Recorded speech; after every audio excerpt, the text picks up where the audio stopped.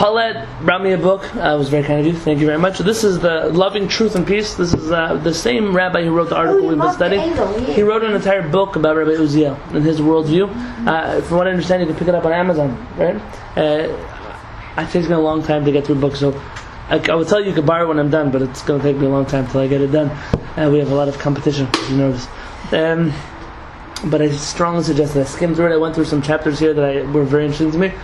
If you can, go online, get it's called The Loving Truth and Peace, the Grand Religious Worldview of Rabbi Ben Zion Get a Uziel. used copy. And who's the author? Mark? Rabbi Mark Angel. Mark Angel. Mark with a C. Yes, M-A-R-C Angel.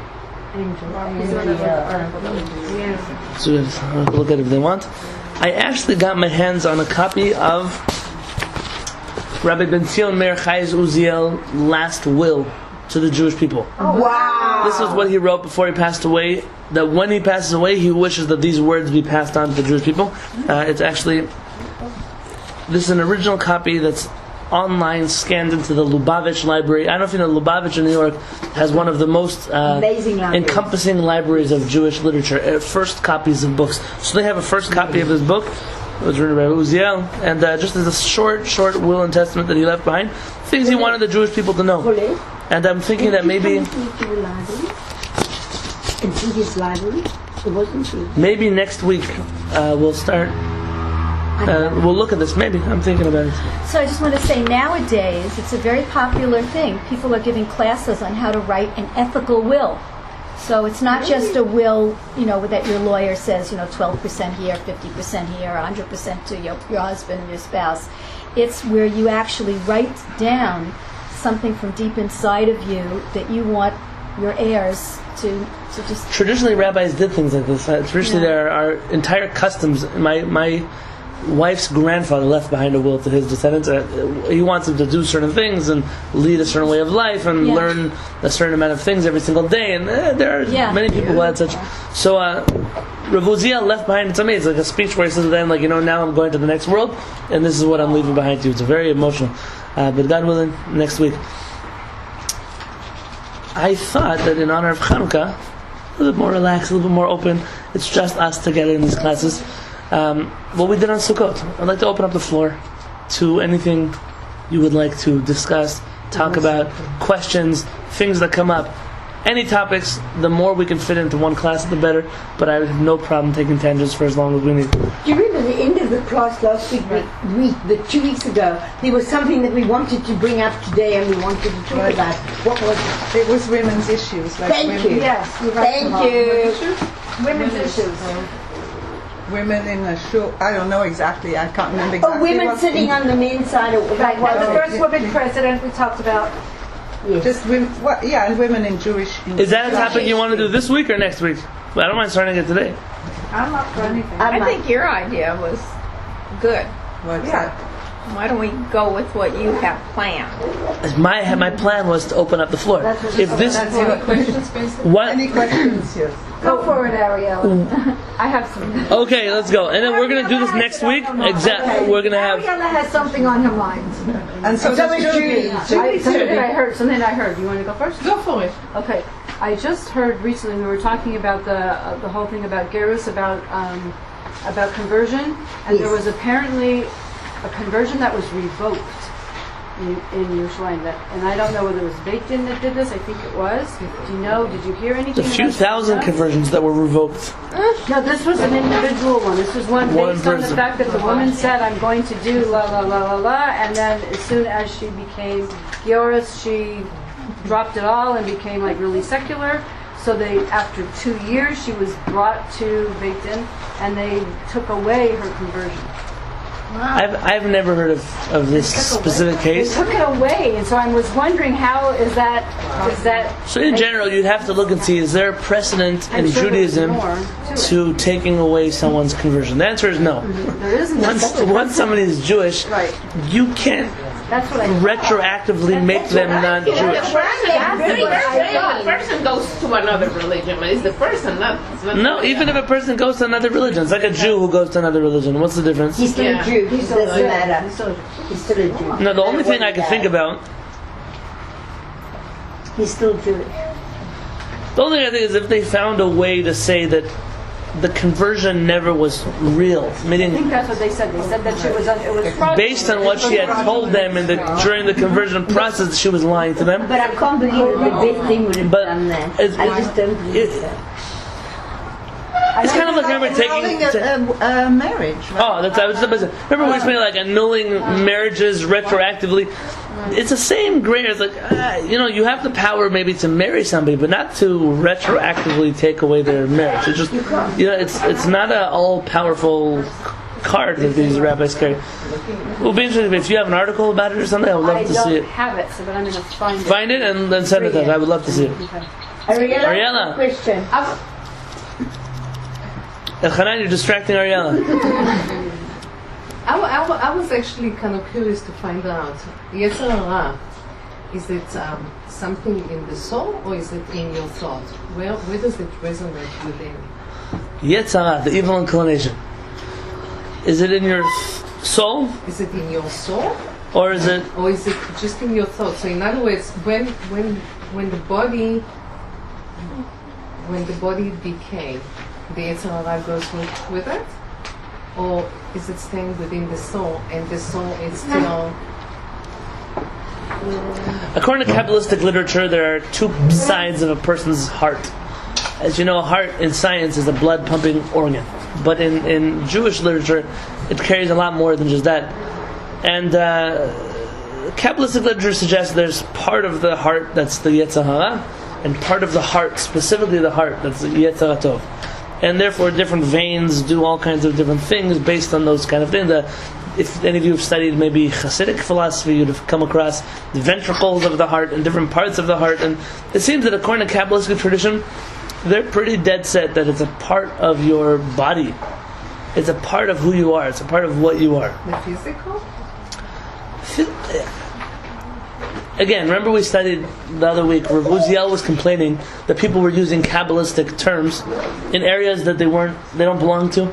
Like this person has this kind of soul and that kind of soul and the third kind of soul, and he said, so this one's Jewish and this one's not Jewish. Right. And I said, you shouldn't take these ideas and cross them over to the practical realm. They're not practical ideas. They're very philosophical, theological, very esoteric ideas.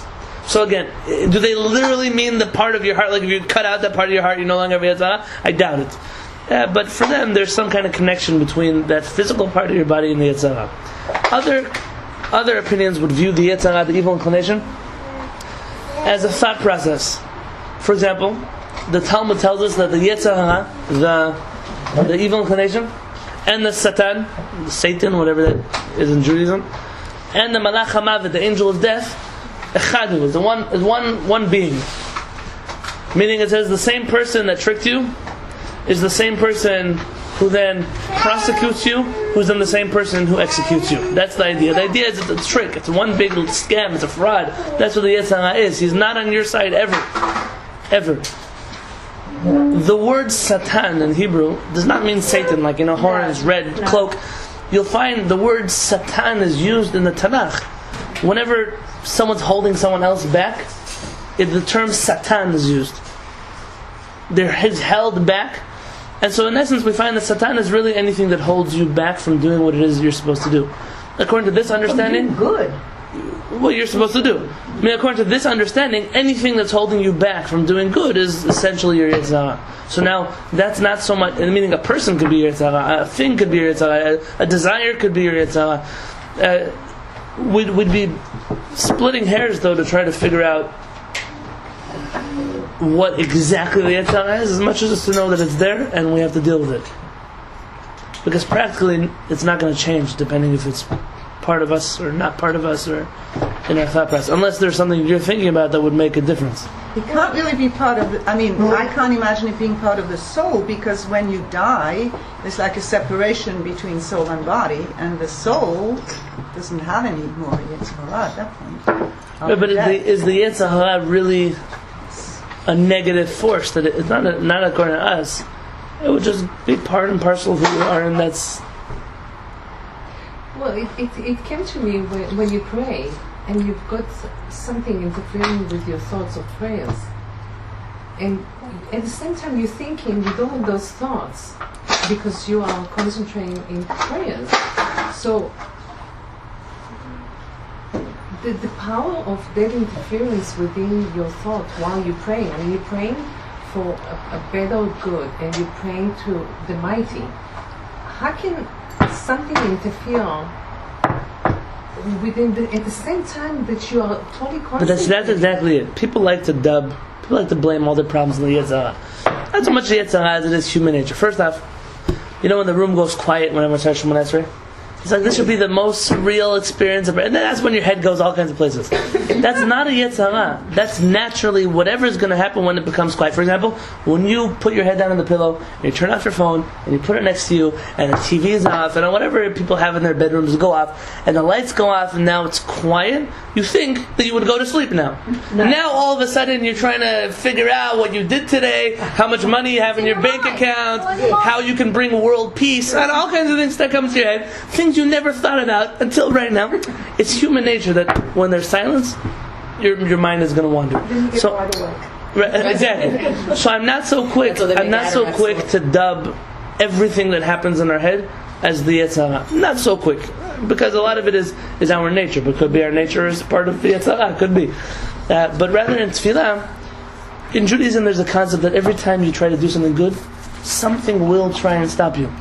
Because good is not easy to do. Good is not there's always a force in the world that will stop you from doing good. When you see this practically? When you are at a Shabbat meal and right before they do Birkat Hamazon, the grace after meals, they bring out water and everyone washes their hands. Men. Ladies also. They can. Ladies can. They don't. Okay, but I don't see the ladies doing it. Not in Chabad. So Ladies are not as messy. So now there are a number of different reasons given for Mayim Achronim. I'm not touching the tip of the iceberg here, but I want to share with you one idea based in the Kabbalah. And that idea is that you're right now going to do something good. And if you're about to do something good, what will happen is something is going to try to stop you. Something is going to try to stop you when you do Birkat Hamazon. So how do you get rid of that force that's trying to stop you? They say there was a guy running away from a bear, him and his friend. The bear was chasing them, they were running away from a bear. And so one of the friends stops, takes out his running shoes, puts them on, and starts running again. The guy said, what do you think, your running shoes are going to help you? You're not going to outrun the bear.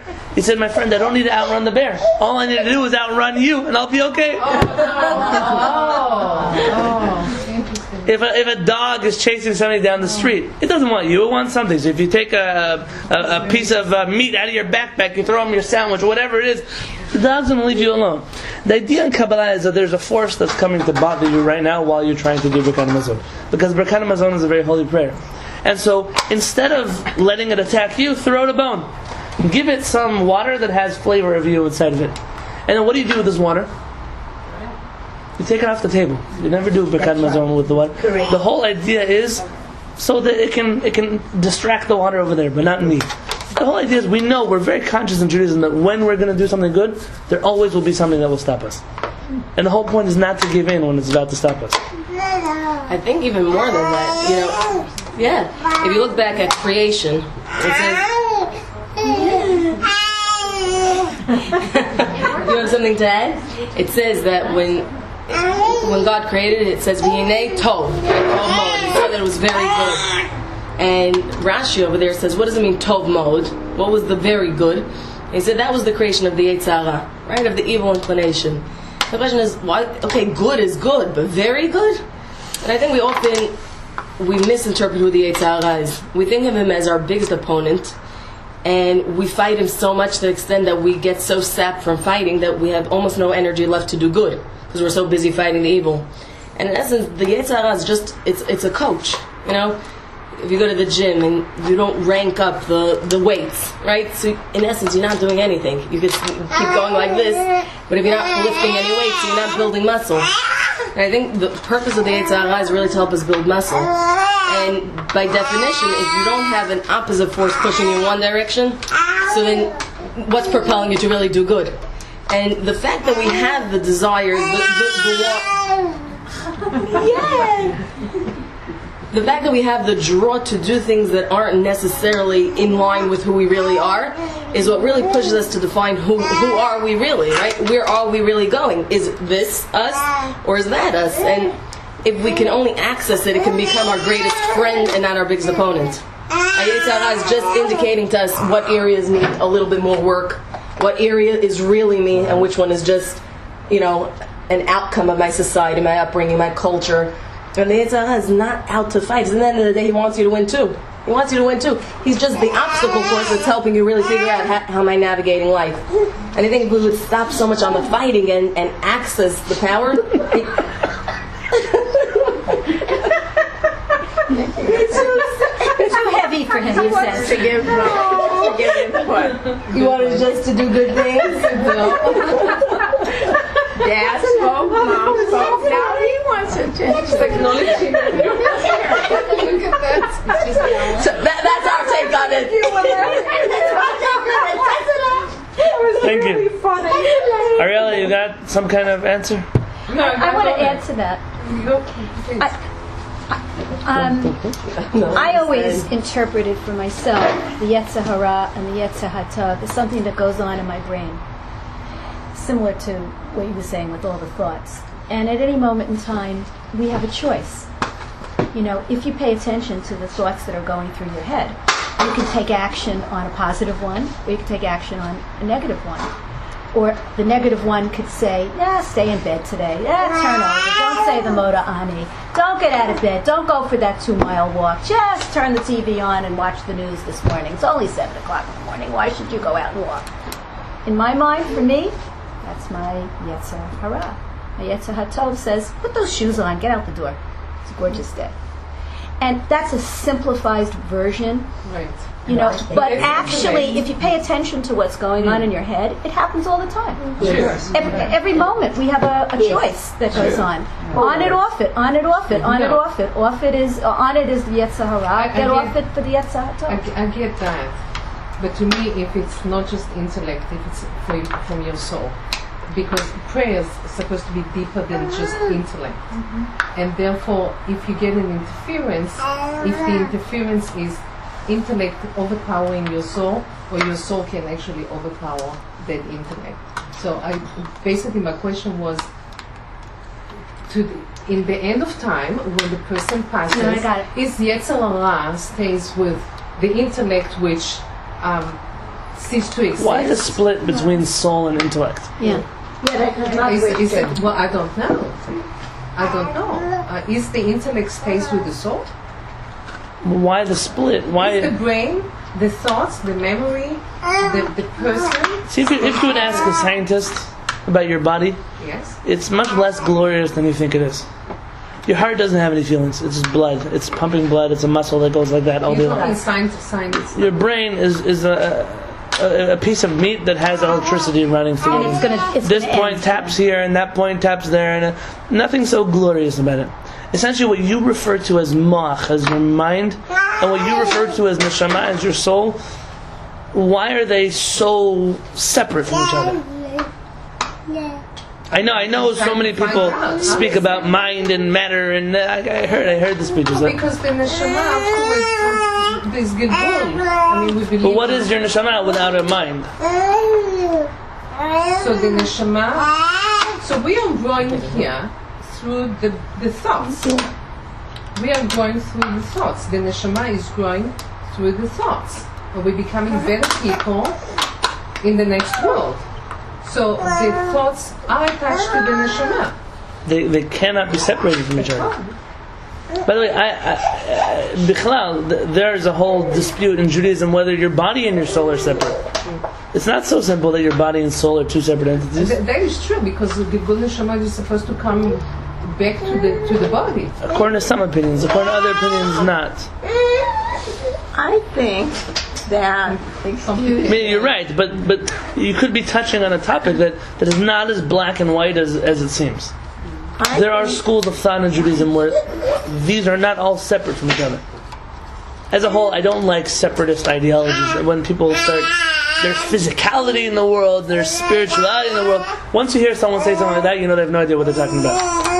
Judaism doesn't believe in physicality, nor does it believe in spirituality. It doesn't exist. What's really challenging is that it's with the mind that we try to understand the mind. That's right. So we're like That's exactly going like this, and we never get an answer because. it's a circle that goes round and round in circles. Yeah, exactly. It's a No, good. but she's touching on something important, which is you find that there are many Jewish ideas, or at least speakers or whatever it would be, rabbis, lecturers, whatever you hear a lot about physicality versus spirituality and holiness versus that, all kinds of. Those people are in their ideologies separatists. They separate all kinds of things because it's much easier to close up, compartmentalize, and put in a box and say, oh, we don't do any of that, we only do this, than it is to say, well, where do all of these things meet and what's the common denominator between all of them? Where do physicality and spirituality meet? Or do they ever? Are they ever working in tandem with each other? For example, Rav Kook would argue that Jews are not spiritual. Jews are not physical. Judaism is not a physical, nor is it a spiritual religion.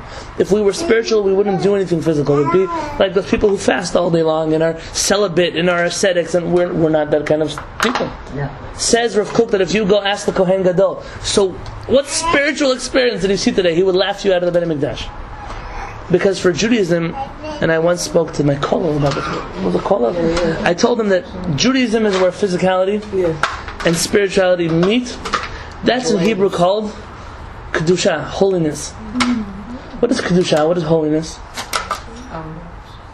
It's the blend. It's the blend of, for example, what do we use in Hebrew? What do we refer to as Kiddushin? When a man and a woman get married, that ceremony is called Kiddushin. When you sanctify the Shabbat, not through holy things, but through a glass of wine, which is pretty physical, if you would like to call it that. What do we call that? Kiddush. Every time you see the word kadosh, is when you see Hashem says, don't be physical, don't be spiritual, put both of them together. I don't want you to be spiritual, I want you to be kadosh, I want you to be holy. Holy, from the English word of wholesome, include both, yeah. But doesn't it say that you should, sanctify the Shabbos, which is separated from all the other days? Isn't that separating?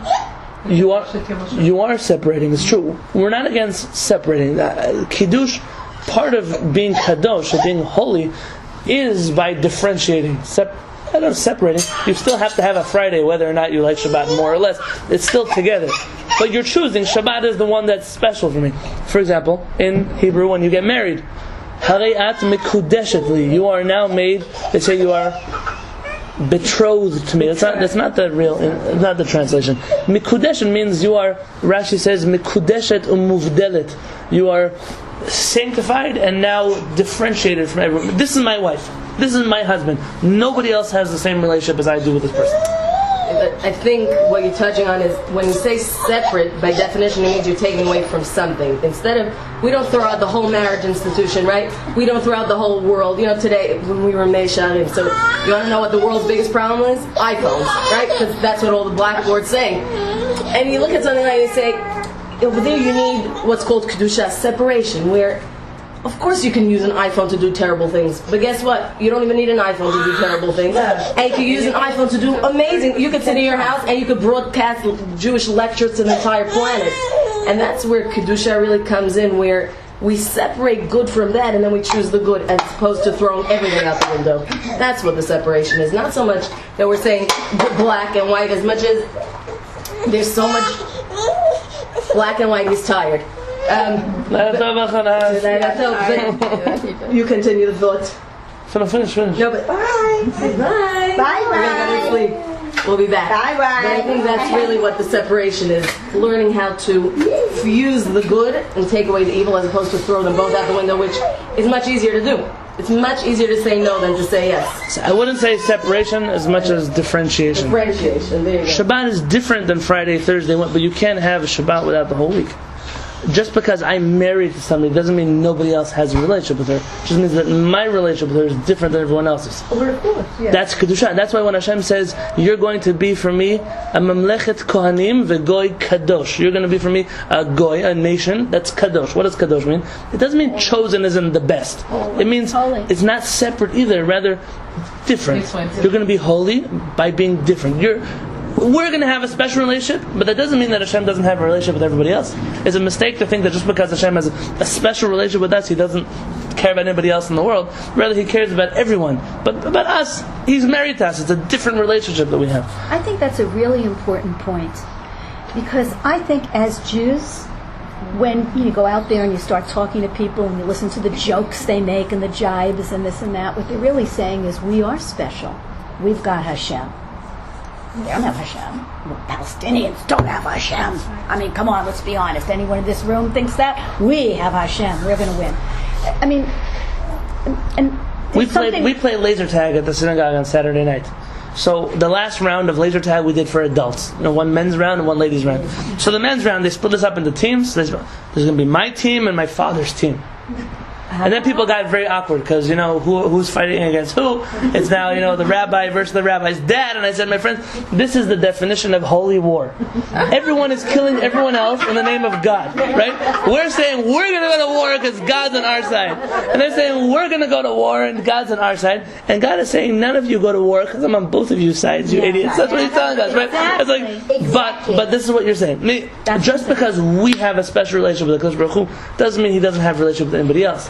But just because He has a relationship with everybody else doesn't mean that we're going to stop being holy and be like everyone else. It just means that we know who we are. Betty, you wanted to say something. I wanted to say that doesn't it say somewhere that we are supposed to feed the hungry and clothe the naked? We, I think as Jews, are very active. And I think we have the luxury here to discuss it. But I think when we leave here, we do go out and we do, try to help in some way, gather clothing and do this and that. We're active. I mean, more Nobel Prize winners are Jewish than anywhere else. And they did have to, males did have to forego their time in the shul or whatever else. But I think that they get credit for giving the whole Jewish people a light above all others, that we have founded something scientifically and everything. So we need, in my estimation, to be active. And I'm always saying to myself, I've got to get over there, to Jewish Family Service or something and help arrange things. And I'm thinking that's... You're talking about the most active group of Jewish ladies in all of San Diego. Yeah, they're all... This is the cream of the crop. Yeah, so it's a luxury that we get to listen to you and talk about this. Okay, Baruch Hashem. Active. Not just keeping things in our minds. Got to do it. But what's interesting relating to what you're saying is that for some reason when a Jewish man or woman will get the Nobel Prize for whatever, every Jew across the world, woohoo, we won. Right. We take it on like it's us. You're right. Yes. Wait.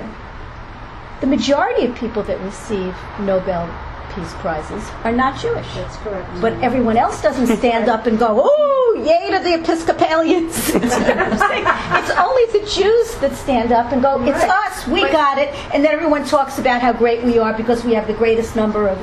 This is. But we're in the minority. That's why we're in the minority. Okay, a Jewish woman is walking down the street with her 2 kids. And she meets her next door neighbor and says, "Oh, your children are adorable. How old are they?" The doctor is 8 and the lawyer is 6. Right. There you have it. But what you mentioned, actually, you're touching on a sensitive Jewish nerve that I don't think we've. In the Talmud, and you should know that the Talmud is one of those books that has saved us throughout our whole history, because it's one of the few Jewish works that we have that are just full of life. It's also one of those books that has gotten us in a lot of trouble over history. Because there are certain things in there that if you translate incorrectly, could sound very bad for the Jewish people. I'll give you a great example.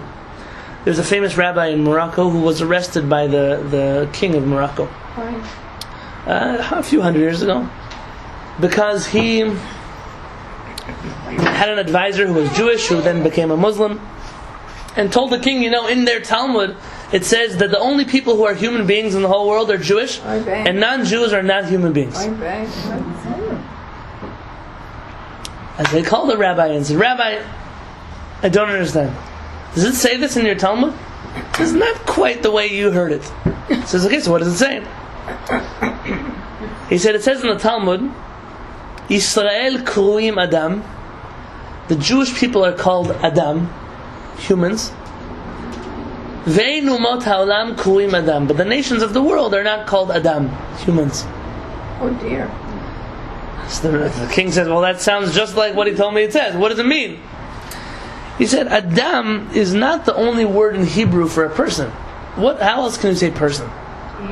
Ish, Isha, a man, a woman, Anashim, Nashim, Enosh, humanity. Adam is an interesting word to choose.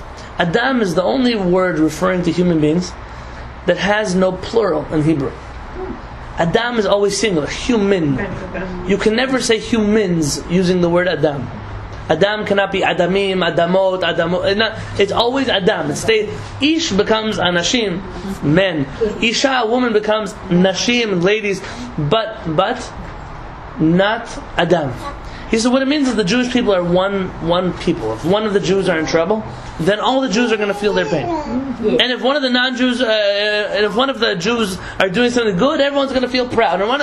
It's something about Jews. He said non-Jews don't share that certain subconscious connection that Jews have. That's what we mean. And the king was fuming, and he said, yeah, you think about us? You think that Jews really help each other? We know that you're the stingiest people in the whole world. And he threw him into prison. He threw him into prison. Until hundreds and hundreds and hundreds of communities around the world, in different Sephardic communities, Ashkenazi communities, Russia, Poland, Hungary, Algeria, Tunisia, Spain, Portugal, started mailing in money to the king to free the rabbi from prison. And the king summons the rabbi and says, I'm letting you go. He said, why? He said, because you didn't lie to me. He said, you don't know any of these people. You don't know the Jewish community of Russia. You'd have never met the Jews from Poland. But somehow they all got together to free you from prison. He said, that's incredible. And that is something the Talmud picks up on. Says that Jews have this certain connection. That when something happens in Israel, I don't know, you meet somebody who's Irish, and something happens in Ireland, they don't take down the flag and give a speech about it at church. It just doesn't work that way. But Jews have something, and it seems to be that it has to do with our being Adam. Not we're the only humans, but we're the only people who intrinsically are connected to each other in such a way. And interestingly enough, under the chuppah, when a couple gets married, they have 7 blessings. Yes. So one of the blessings they say there, Baruch Atah Hashem, Elokeinu melech haolam, yetzer ha'adam, he who created Adam, who creates humans. And the rabbis ask, come on, the people were born, 25 years ago, 30 years ago. Now you're making a blessing? You should have made this blessing at the brit. Why do you make this blessing at the wedding? Our rabbis say that a man and a woman can always be plural. Isha can always, there's a lot of them. But when a man and a woman decide to join together to become one, that's the definition of Adam. A human being that cannot be plural, cannot be subtracted, cannot be added. They become one. And that's why we make the blessing, yetzer Adam, at the wedding. Specifically then, it's when 2 souls join together to become one. But that's because the Yetzirah was he, she. When God created Adam. We're back to the Bereshit. According to some opinions, when God... question here? Wasn't it he, she? That Adam has both a female and a male part. According to some opinions, when Hashem created man, it was half man, half female. Like an androgynous When you say thing. some opinion, meaning? What opinion? Some opinions. Rashi mentions his opinion. According to, if you just read the actual text, all it's saying is that God created man, and then it tells you how he created man. He created it as a female and a male, but not necessarily as one. It just gives you the chronological events before and then tells you the story. Yeah, but he created somebody before that. A woman before that. That's what Ariel Right. said. No, that's what Ariel See, said. I'll tell you, I struggle here a lot. I struggle with non-literal readings of our Torah. There are many commentaries, good commentaries, real commentaries, that read our Torah. Oh, it says this word, it must mean this and that and the third thing. And our rabbis came to very many conclusions because of this. But I don't disagree that you can read that into the Torah, but I disagree when that reading of the Torah becomes the reading of the Torah. Oh, that's no problem. When someone reads, the little midrash says, and says, oh, look, the Paro was this, and Moshe did that, and that. But it doesn't say that in the Torah. Right. Sure, I believe that the last person here to say I don't believe in rabbinic tradition, but sometimes our rabbis are sharing ideas, things they read into the verses, things, and it's okay to know those things and to use them when they fit. But when they don't, we have to know the story without that before we can then add it in. And sometimes it can do us a disservice when we think certain things are facts and then we go back and we look for them in the Chumash and we don't find them. So what is the way that... It seems to be that Hashem says, He created man, and then He created woman. I'll tell you, it kind of is like, if you look into the first chapter of Bereshit, it gives you the titles of the chapters, and then, when you open a regular book, so you have the title is Loving People, and then you'll find the chapter telling you exactly all the instructions how to love people, and then the next chapter will tell you, how to be kind to your spouse, and I'll give you 15 tips over there. So Hashem created man and woman. Created man and woman, and then the next chapter, right, in Bet, it tells you details. How did He create man?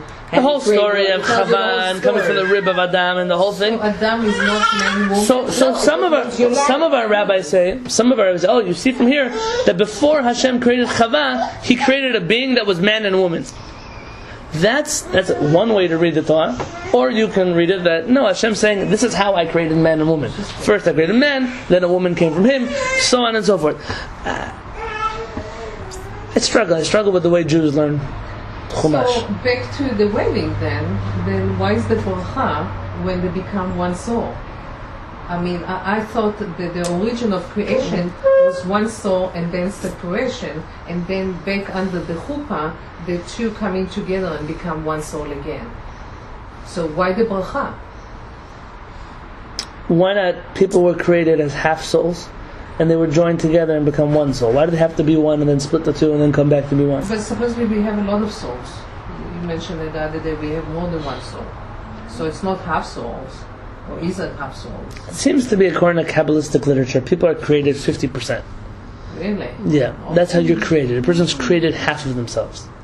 And only when they marry do they become a whole being. Which is why the Talmud says that a man who's not married is not considered a human being. So when a couple... It says, Ish hasharui belo isha, a man who is not merited to have a woman in his life. It says, sharui belo simcha, he's left without joy, sharui belo bracha, he has no blessing, sharui belo, all kinds of things, sharui belo magen, he has no one to protect him. The Talmud says a lot of bad things about a guy who doesn't have a lady in his life to be with him. This is the last thing, eineno adam, he's not a human being. From now you understand, it doesn't mean he's not a human being, meaning if you kill him you're innocent. What it means is, he has not yet reached that point in his life where he's complete. So when there is a divorce, that means that when the chuppah, when the union started, it was not a real union, or they got separated after, or... So every case is different, and everyone has their own story and their own life and their own things that happen. So I don't, God forbid, want to say anything that's wrong. Rather, it seems to be that according to the literature that we have in front of us, different souls have to be connected for different amounts of time. And certain souls cannot meet their soul mate until they've spent a significant amount of time with a different soul. And so it doesn't mean that was a mistake. Rather, what it means is that was necessary. Imagine in very practical terms, imagine somebody who dates, and they dated this guy and that guy and the third guy, and all of them, they keep breaking up with them, and they don't understand, they don't realize what's going wrong with them. And then they get married, and they realize, if I didn't date all those 6 idiots and losers, I wouldn't have known who I'm looking for. Because once I dated that guy, I knew that's definitely not what I'm looking for. I dated that guy, it was so nice, he didn't have a job. Now I know I want somebody that's a job. Right? And so on and so forth. Forget Kabbalistic terms, in very practical terms, certain things need prior experience in order to be fulfilled when you reach them. And so that's what our rabbis suggest, that when people, divorce is not innately a bad thing because it could lead to something even better. Yeah, and that's why it is doable within the Jewish religion. Absolutely. The Catholics who don't do such a thing are just silly. They're But I believe that. and that's, yeah. I do believe it. What about people who are like disabled and they can't really, they like mentally can't even get married? People who are what? Disabled. Some people who can't really get married for whatever reason, like mental, physical. Oh, disabled. So I'm going to tell you, I'm not Hashem. I can't tell you how Hashem thinks or what He thinks or how it works.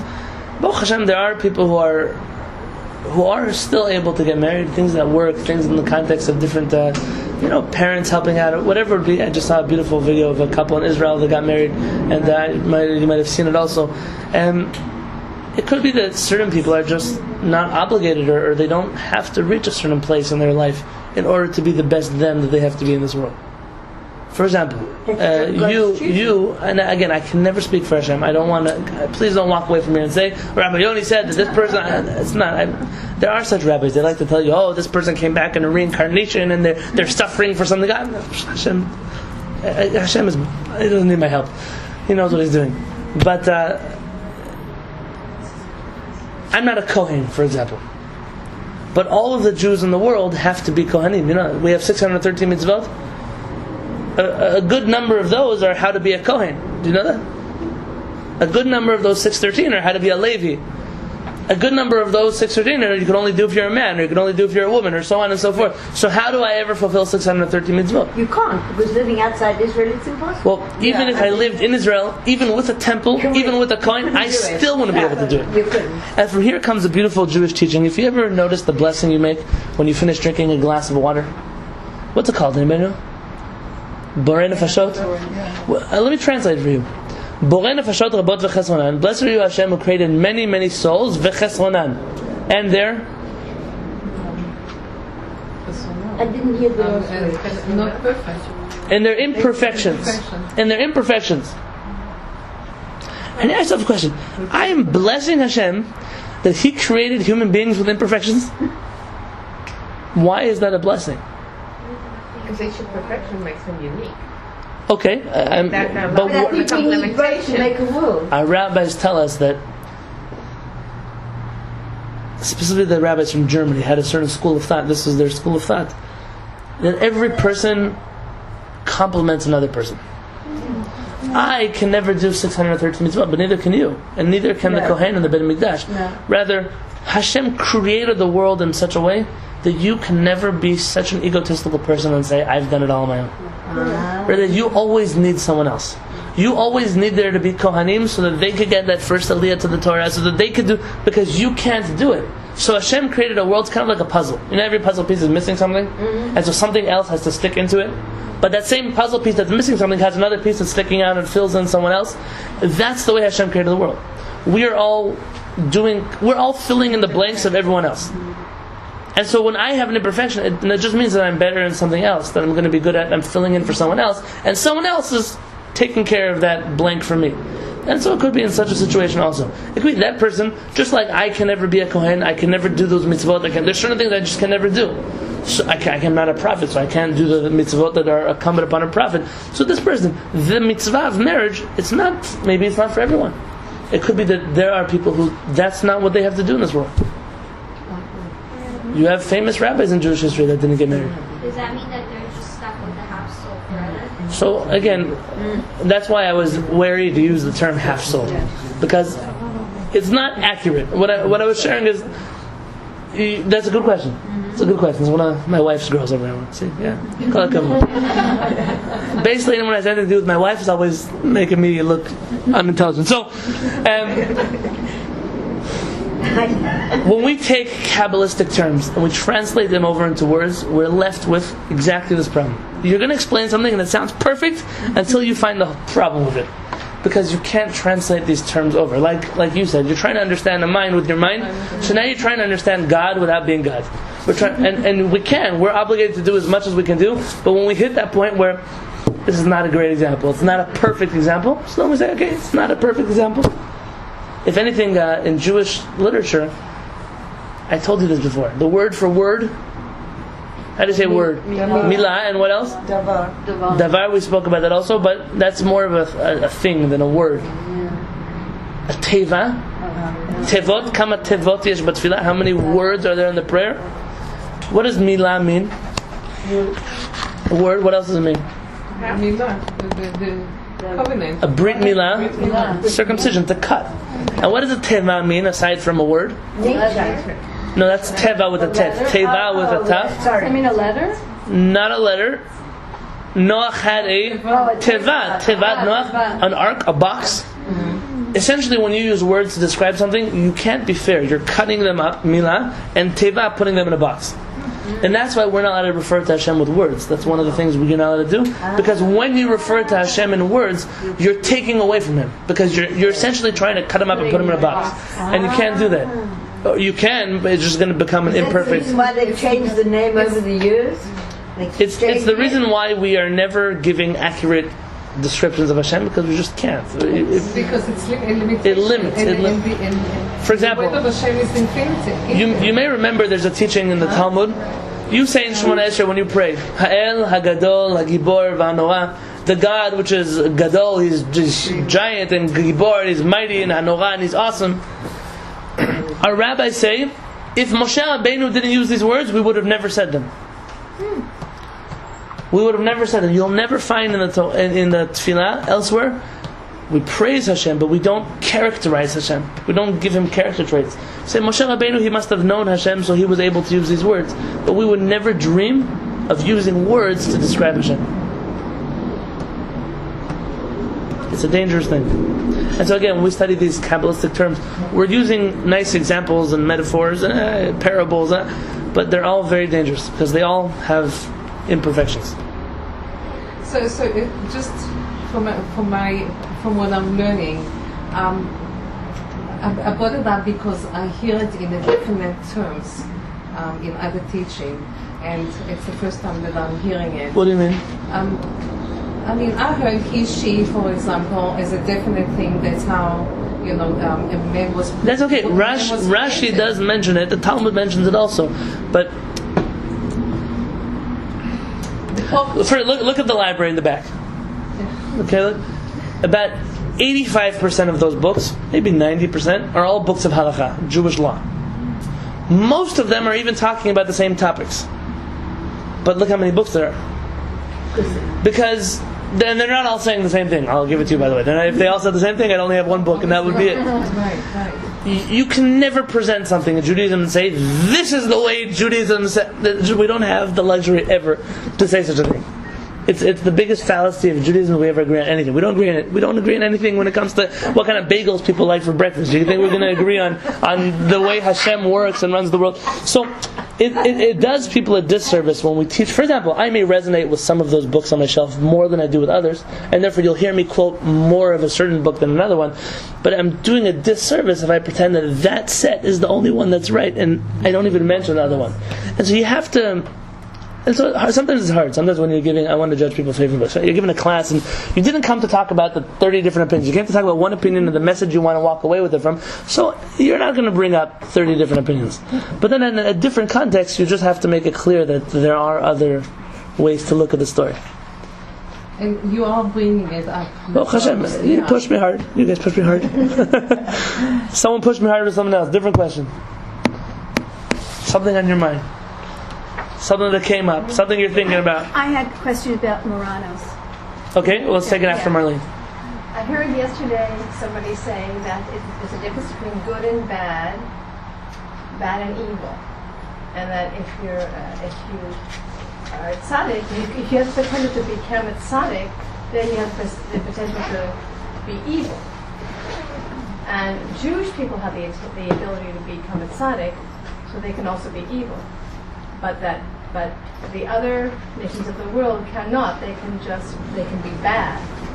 So I have two questions about that. One is that when you look at translations of Tov Ra from Breshit, it says sometimes good and bad, sometimes it says good and evil. They use the word interchangeably. The second question is, when you look at the nations of the world, they did such horrific things. How could it be that? I mean, things like the Holocaust and the Crusade and the pogrom and the Inquisition and incredibly evil things. I would call that evil, like the heart of evil. So how do we say that that's not evil?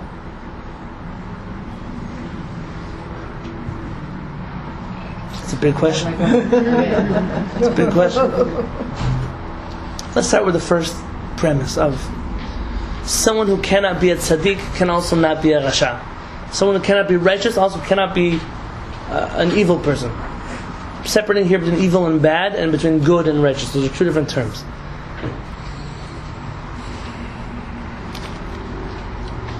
See, in Judaism you have these two schools again: the separatists and those who like to see a big picture.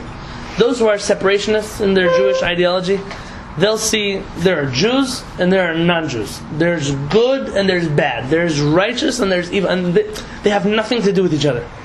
That there is such a school of thought. That's pretty much what the mainstream Jewish worldview is, but not because it's the mainstream Jewish worldview, but because it's the mainstream Christian worldview that Jews pretty much adapted for themselves. Right? That's how we roll. Most of our translations in our Chumash, they come from some good Christian literature. You can't translate our Chumash so accurately into English. The Zohar tells us that when you translate a work of Torah into another language, any language, it's like taking a flower and picking off all the petals. It's still a flower, it still grows, it still smells nice, but it doesn't look the same. And when in the English translation they'll use good versus holiness or righteousness or whatever words they're using, I can't take responsibility aside from what it says in Hebrew. In Hebrew, tov v'ra, good and bad, is a universal concept. You have good people and bad people. People are good and bad. In Judaism, when you use the word tzaddik, righteousness, not everyone is able to be righteous. Righteous, yes. Tzaddik, no. Righteous is an English word. I can't take responsibility for righteousness. A tzaddik. In order to be a tzaddik, for example, I'll give you a great example. It could be that you could meet somebody who's non-Jewish who does tremendous things for the world. This person would be referred to as a chassid in Hebrew. A righteous person, right? We call them chasidei umot ha'olam, one of the righteous people among the world. But we would never refer to this person as a tzaddik. The reason being that tzaddik is a term that's reserved only for Jews. It doesn't mean that a person can never be righteous if they're not Jewish, just that term tzaddik. And therefore, inevitably the term rasha, an evil person, if you can't be a tzaddik, you also can't be a rasha. How can you be both? How can it be one without the other?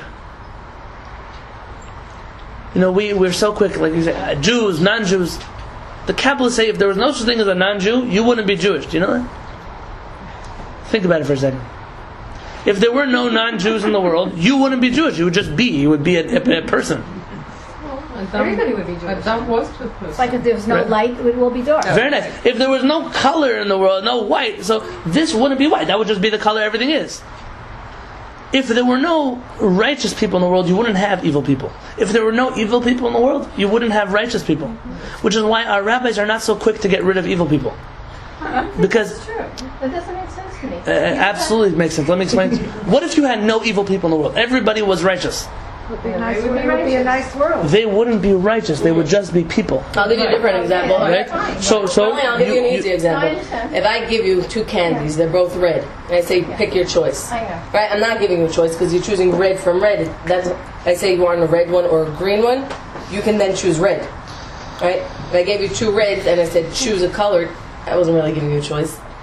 By definition, if there's only good, you're not choosing good because there is only good. So the nations of the world, right, that's what happens when you lose the contrast. The default. The nations of the world can do things that are very bad, and they can become bad people. But they can never deserve the title, and ironic as it is, they can never deserve the title of a rasha, of an evil person. Because they can't be a tzaddik. Because they can't be the opposite of that. They can be good, they can be chassidim, so they can be the opposite of a chassid. But they cannot be a tzaddik. To be fair though, and let's say Tehillim, David HaMelech refers to Rishaim. So we're talking about something, a semantic difference? We're talking Yes. difference. Both. So qualitatively, how is... I don't know the difference between a chassid and a tzaddik. I didn't get there yet. Well, one is Jewish and one's not. No, because you could have a Jewish person who's a chassid also. Okay, that's fine. But when you talk about a rasha versus evil, how is that qualitatively different? A Jew who would take interest from someone else is a rasha, is an evil person. A non-Jew who would do the same thing is not evil. Because he doesn't have that same commandment. Because he doesn't have the commandment. So how is it that we're both humans and I do something and I'm bad and you do something and you're okay? Well, Because he doesn't have that ability to be a tzaddik by not taking interest. So also he's not a rasha when he doesn't take interest. So how can you call someone like Hitler not an evil person? I'm not calling him not an evil person. He's just not a rasha. He's all kinds of other words. Just not a rasha. So what does rasha really mean then? The same thing tzaddik means, just an opposite. To get the answer to your question, you'd have to take the word tzaddik and circle it in your Tanakh, and then find everywhere else in the Tanakh you use the word tzaddik and circle it also, and the word where it says tzedek and circle it also, and where it says tzodek and circle it also, and compare all of those uses and say, this is the definition of a tzaddik. I am not that brilliant. Well, the word, we use the word tzaddik. It's become like in our vernacular. You know, I mean... Like I mentioned that we use the word goyim to refer to non-Jews. Exactly. But we are also referred to as goyim in Jewish thought. Right? Yeah. So, because goyim means nation. Everyone could be a goyim.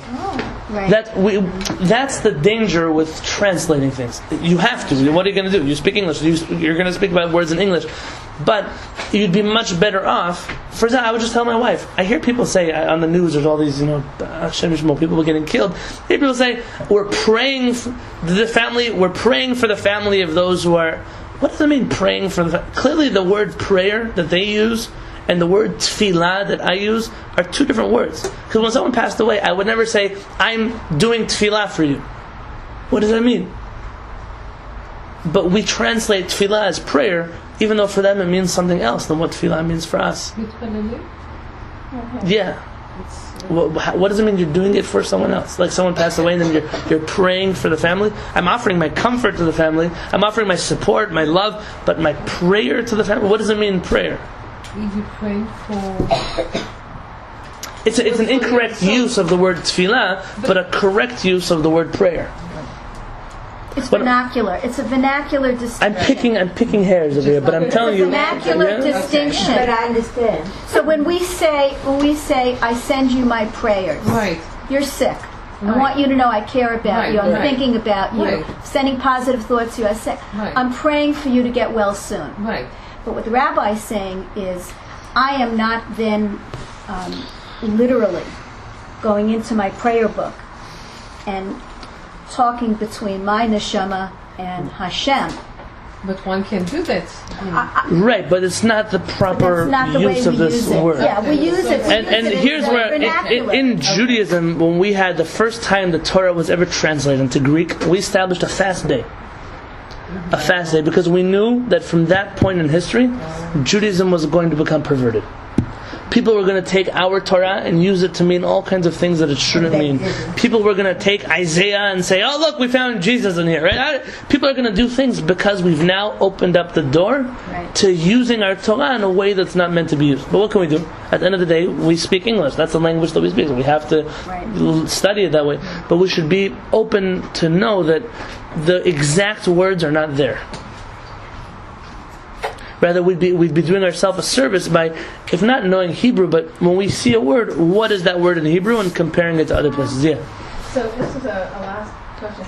Does it mean that when you say rasha, which we refer to a Jewish person, I have a good meaning, and evil, is there a qualitative difference in what those words represent? Like, again, yes, but you'd have to do a lot of work to figure that out. There are rabbis in the world who are wiser and smarter and can figure that out, but So it would suggest there's really a separation between Jews and non-Jews, because even if you're looking at bad things, the quality of... very nice. This is a good point. We have never once said that there's not a separation between Jews and non-Jews. What we are saying is that at the end of the day we have a very big common denominator, and that is our humanity. Like Rav Peretz told us, Rav Peretz says we must focus on the humanity that is there, and then we are Jewish. It doesn't mean that, we're all humans, forget about Judaism. What it means is, just because I'm a doctor, let's say, and nobody else in the room is qualified as I to be a doctor, doesn't make everyone less. We're all human beings. Just this one happens to be a doctor. Does that make him better than anybody else? I'm not convinced. It could be that he's the stupidest person in the room. That could also be, right? But at the end of the day, it differentiates him. So our Judaism differentiates us, not making us better, differentiates us, but we still share the same humanity that everybody in the room shares. I heard one rabbi just you look at a whole body, and Jews would be the head, and someone else would be the arm, and someone else, other people would be the. It's like it's saying everybody has a function. Everybody is part of all humanity, and it's different. So the Kuzari and the Zohar are in an argument. Sounds like a joke, right? Yes. The Kuzari says that the Jewish people are the heart of the world. If we were all organs, the Jewish people would be the heart. And the Zohar says that if we were all to be organs, we would be the brain, the mind. And the rabbis point out that there's a common denominator between those two organs. None of them could survive without the body. They're not external organs. They can't do well unless they're protected by another part of the body. They're internal organs, which means Jewish people we need the world to be around. We don't want to just be Jews. What point is a heart on its own? What point is a mind on its own? And also they're very responsible organs. A heart, its whole purpose is to give blood to the entire body. And the body isn't jealous that all the blood is coming from the heart. It doesn't care as long as it's getting its blood. The mind is responsible for taking Kehillat. When a person's mind, something's wrong with it. It could be that their arm won't work or their leg won't work. And in essence, both of these are called responsible organs. They're organs that are responsible for the well-being of the entire body. And so in Jewish literature, we see ourselves as, you might say, oh, look, they're the mind. But that's not, the eye is also a very valuable organ. The heart is the kidneys, whatever organs you want to say. Rather, we have a responsibility towards the world and also a dependency on the world. And both of those are not bad.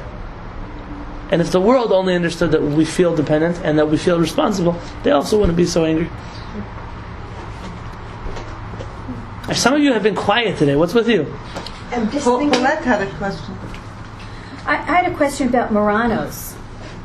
So we all know the story that, back in Spain and Portugal and the Inquisition, and there were a lot of Jews that left, and a lot of Jews were killed, and a lot of Jews had to, go through a baptism. But then secretly they practiced their Judaism. So how does that work in the centuries coming down in the world of conversion and the world of are they Jewish or not Jewish? And would a rabbi... I don't think we talked about that when we talked about conversion. We didn't. It's a good point. No. I was wondering why nobody brought it up then, but I was quiet. First off, can I object to the use of the word Marranos? What's the correct word? Marranos mean pigs. Oh, really? Sure. Really? It's Spanish. Spanish? It's a derogatory. There's a much better word. It's a derogatory term. What's the correct word? Oh, it's okay. No, everyone uses that word. I'm not blaming you. It's not a you thing. No, I learned it. That word was put into play by the inquisitors of the Spanish Inquisition to refer to Jews who were pigs. They were two-faced. They were and Christians on the outside and Jewish on the inside. And so they carried that term. It's kind of the scarlet letter. That's what the Jews carried on them, their whole being, as Marranos. That word is we Sfaradim refer to these Jews affectionately as the Anusim. Those who were Anusim. Literally, the word in Hebrew is used to mean forced, coerced, raped. A lady who's raped is referred to as an Anusa, right? Meaning, against their will, they had no choice but to give up their Judaism. And so Anusim, sure, they're living lives as Christians, or as at least outwardly as Christians, but they're part of us that were forced out of us. Some like to refer in the academic world, they call them crypto-Jews. That's the term that's used. I know every year I'm invited to the conference of crypto-Judaism. I go almost every year. 2 years ago I was here in San Diego. And that would be interesting. Off of the 8, it was a beautiful conference. Sadly, the Orthodox elements of society are not so active in this arena. And you've had many non-accurate worldviews step up to the plate. Even Jews for Jesus, it's easy to leave Christianity for a Judaism that allows me to still be both. Something the Jewish community has to think about. We're so busy saving the whole world. There are thousands and thousands of people who are part of us, our blood, our body, our flesh, that are not Jewish, that we owe our priorities to first.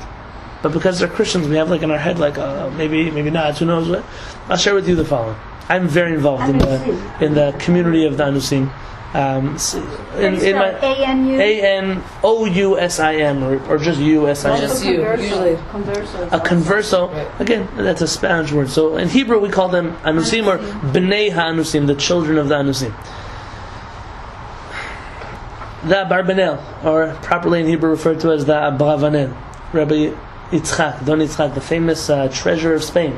In the time of the Spanish Inquisition, the expulsion of Spain, 1492, he was offered by King Ferdinand and Isabella to stay in Spain under full protection of the king because he was so close to the king.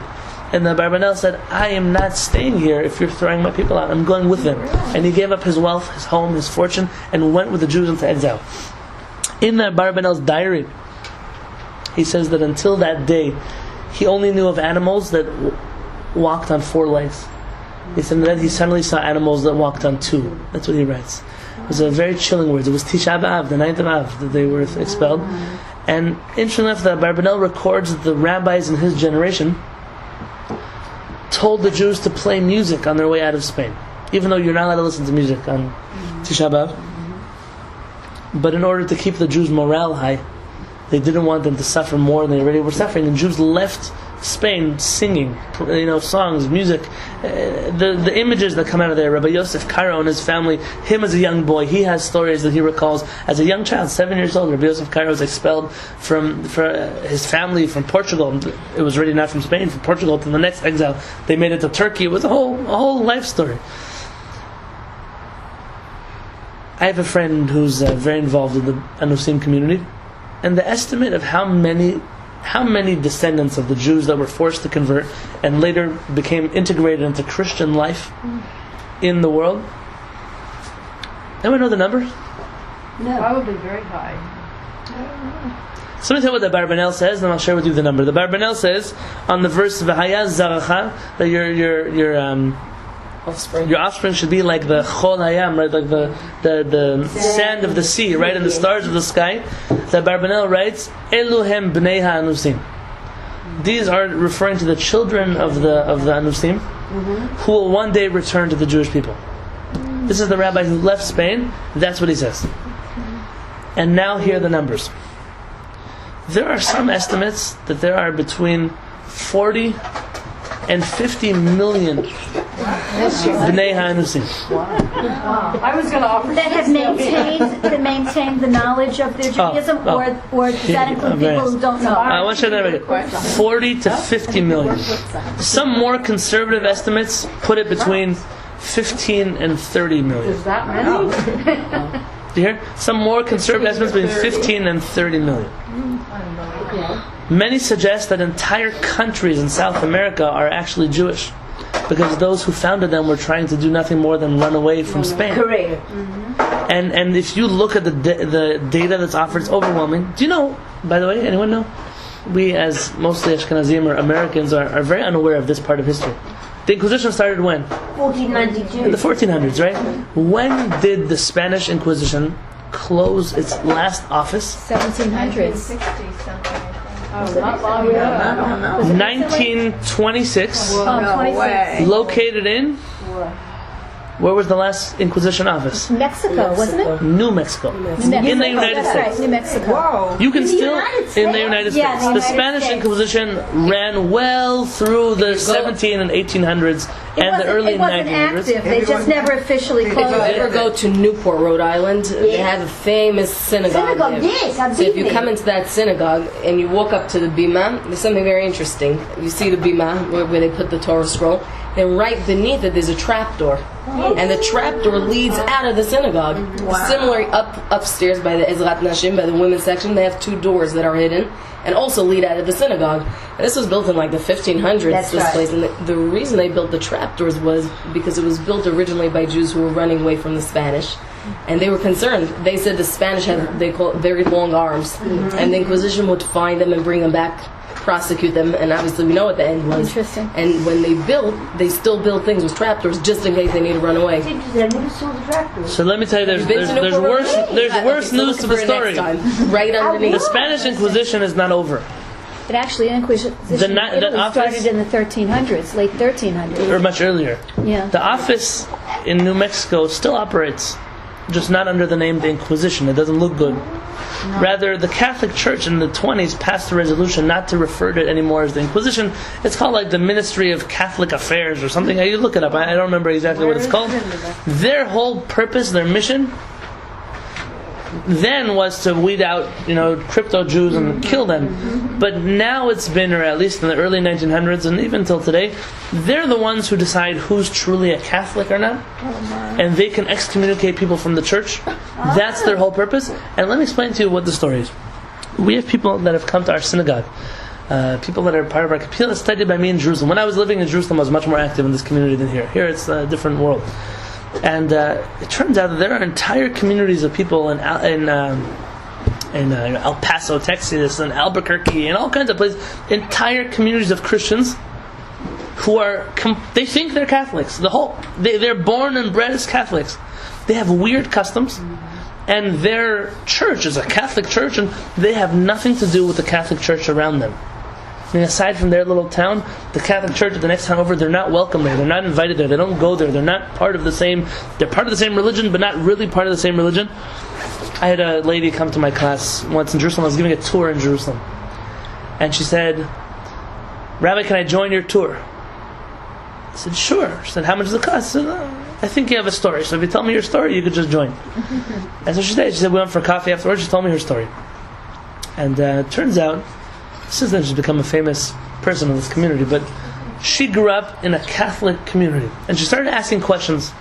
It was a community on a hilltop in New Mexico, and it took a day or two to get up the hill. It's not a little place, like it's an isolated little village, and she grew up there, and she was always struggling with the New Testament and things they were teaching her. The church was the school. It's like a one town, one man show over there, and she kept asking questions, and then she left the church, and at 18 they threw her out of the church. They threw her out. They excommunicated her. She asked too many questions. I said, what kind of questions did you ask? Well, she says, the first chapter of the whole New Testament. I don't know if anyone's familiar with Mark. No. In Mark, he says that the Savior will be named Emmanuel. Oh dear. So she says, well, if his name is Emmanuel, a Jewish name, so why is his name Jesus? Why do you call him Emmanuel? And they threw her out of the church after that one. And essentially, those kind of questions. They didn't have an answer. They didn't have an answer. She traveled all over the United States, different places, Hebrew University. She ended up discovering her Jewish roots. She converted with a conservative temple over there in New Mexico, and became very proud of her Judaism, and suffered a lot from her family because she was Jewish. Not invited to family events. When she came, nobody spoke to her. Things like that. And for them, it's you're going to hell. It's not you chose a different life path. It's you're going to be with the devil. It's a crazy thing. Before her father passed away, he told her, you're such a silly lady. You spend so much time converting, but we're actually Jewish. Wow. Oh, wait. And those were the last words he told her before she passed away. So why all the discrimination? And listen to the story. Who comes to bury the father? Father Israel from the Catholic Church. Father Israel comes from the Catholic Church and performs a hara on the body, like we do in the Chevra Kadisha, a washing of the body. Yes. All the while mumbling Hebrew words, which he claims are an ancient Catholic tradition. He says this is our town's ancient Catholic tradition to mumble Hebrew words. They've mushed it all together. That's how they survived. Her mother swept the house every Erev Shabbat. Fridays they sweep the house. But they sweep the house very gently. You don't normally sweep the house, you take the dirt with you wherever you're going. They sweep away from windows and doors, and they sweep into the center of the room, and then they pick it up from the center of the room. This is an ancient, if anyone studied anything about the Inquisition, the Inquisitors were out on alert on Fridays to see if people dressed special on Friday, and to see if they swept the houses on Friday. This is a custom her mother still did well into the 19th century. Her mother would always bring water on Friday afternoon. It was called Holy Saturday water. She'd bring it to the house. Holy Saturday water. In the church, everyone brought Holy Saturday water. And this lady grew up, internet. There's no such thing as Holy Saturday water. Her mother, still alive, claims there is such a Catholic tradition as Holy Saturday water. This entire town is very famous. Why am I sharing with you this specific story? Because I've researched it, I've been there, I know the people in the story. I don't like reading stories off articles on the internet. It's people that I know. The whole town has an interesting tradition that many of them are glass blowers. They blow glass. That's what they do for a living. Glass blowing, if you trace back the origins of glass blowing, are an ancient Jewish trade. Correct. Started somewhere in the time of the Romans. Jews began to blow glass. Correct. And that's their tradition, to blow glass. And her mother has a special tradition that she has from her mother, that she blows glass in the shapes of Mother Mary and puts them on every doorpost. Which again, if you ask her, is an ancient Catholic tradition. Okay. When her father passed away, the father Israel came and covered up all the mirrors in the house. It's an ancient Catholic tradition. Of course. And after all of the research that she did and figured out was that her family and this entire town that she lived in are all Bnei HaAnusim, are all children of Anusim who fled the Inquisition, and when they came to New Mexico had to flee the Catholic Church. And so they moved to their own place and had their own Catholic Church, all the while thinking that they were really Catholics. They don't think that they're Jewish. If you talk to them, they don't think they're Jewish. They think they're very devout Catholics. But no other Catholics think so. And I know that I've hit my overtime number, but just to summarize. So can she be Jewish? When she approached the conservative temple, in the 80s, the conservative temple passed a law, the conservative movement, maybe the 90s, 94, I believe. 84, 95, I don't remember. Somewhere in the mid-80s, 90s. They passed a law saying that anyone who comes and can prove, or at least show reasonable belief that they are from the Bnei HaNusim, automatically receive a certificate of conversion without converting. And the conservative movement actually opened up their arms for the Bnei HaNusim. This was not before a big fight. A big fight in the conservative movement, which is not such a pretty part of conservative history, which is that they didn't want so many Sfaradim in their movement. Oh my God! And if it wasn't for... You want an additional 40 million?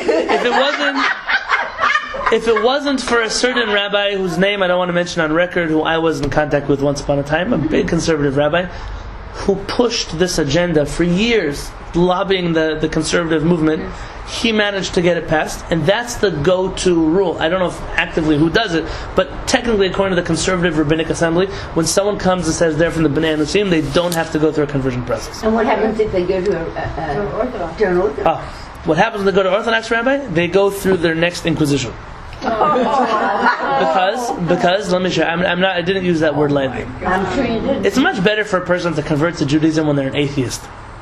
When people convert to Judaism and they come to Beit Din and they're devout Catholics, and all they could talk about is Jesus this and Jesus that and Jesus bless you and Jesus that, and that's all they could say, it makes Orthodox rabbis squirm and Orthodox communities run and all kinds of things like that.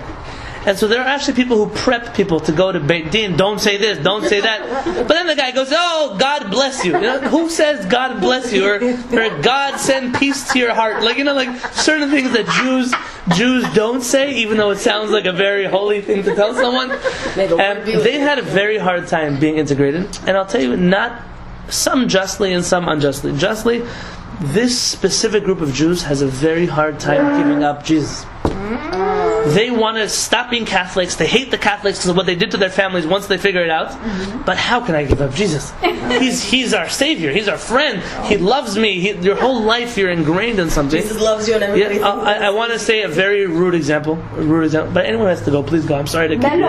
This is a very. I know it's not the Hasidim among us won't appreciate this example. But there was once a rabbi I met from New York. He has a Jewish outreach organization. And these two guys came to the rabbi and said, we have a sister, she grew up in a Satmar Hasidus, she speaks Yiddish, her name is like Bluma Sprinza, I don't know what her name is, and she has decided she doesn't want to be observant. She moved to the streets of Manhattan where she's doing drugs and alcohol and all kinds of things. She is just, the low of the low. She doesn't want to be Jewish. She says she doesn't believe in God, she doesn't believe in Torah, she doesn't believe in anything. Her name is Bluma, come on, you're sitting there, she can't speak English, she only speaks Yiddish, right? And so she got all kinds of piercings and tattoos, and basically she wouldn't come to see the rabbi. So her brothers, Satmar guys, are big tough guys. They just carried her to the rabbi's office. And so she comes to the rabbi's office, and she turns her back to the rabbi. She turns the chair around. I'm not talking to you. So okay, you don't have to talk to me. He said, I have a question for you. Yeah, what's the question? He said, I want to know, do you believe in God? She says, 9. Says, do you believe in the Torah? Also, no. Says, do you believe in heaven and hell? It's actually crazy. Who believes in heaven and hell? We're in the 21st century. And he said, okay, so let me ask you a question. Do you believe that Hitler and the Satmar Rebbe are in the same place right now? And this girl jumped up. She said, Chaz v'shulam, how could you say such a stupid thing like that? You're Jewish. And that's when he figured it out. You see, people who don't have a Rebbe wouldn't realize it. I'm not comparing now the Rebbes and Jesus, but this Satmar girl, her whole life, that God is one thing, but you're a Rebbe. Like, this is the Rebbe. This is the guy who's the best rabbi in the whole world. We love him, and we go to him to get brachas before we get married. And so all he had to do was, okay, forget God, but your Rebbe is going to go to hell. You think so? And that brought her back. Unfortunately for these people, Yeshu was so ingrained into their mentality that converting is a really tough process. For many, it's very traumatic to give up something that's so close, so intimate, so real to them. And you've had a lot of Jews for Jesus get involved in this group, Spanish-speaking Jews for Jesus, and all kinds of things like that. And essentially, the bottom line is that no, the Orthodox community has not been so forthcoming. My friend Rabbi Chaim Amsalem, the one who wrote those books on conversion that we mentioned, he claims that when somebody comes to a Beit Din and they're a non-Jew from Nowheresville and they say, we want to become Jewish, they should go through a process to become Jewish. But when someone comes and tells you that I have some affiliation with the Jewish people, you don't compromise on your values, says Rabbi Amsalem, but you have to open up some doors. You have to help a little bit more than you help the random person that comes to the Beit Din. There has to be a different attitude to people who are part of our family, even if it's paternally, even if you can't prove it, even if you believe that probably they got intermarried somewhere along the line. Probably these people aren't Jewish halachically. But you have to open up the door and find a way to integrate and to make it easier, to make it acceptable, to make it warmer, to say, you got some time. But this person, he's part of our family. We're related somehow.